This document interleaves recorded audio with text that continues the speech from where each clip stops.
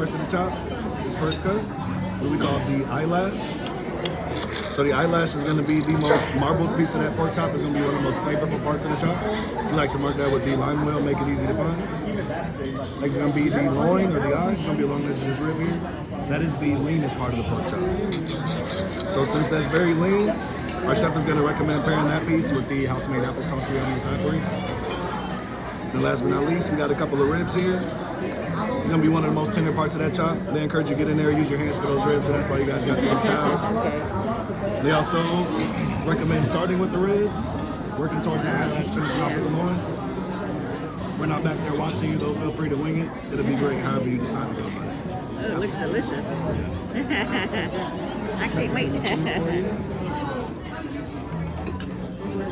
Thank you so much. A little rotation for the camera. Yeah. All right. Is there anything else I can have for you? That's it. Okay. Thank you so much.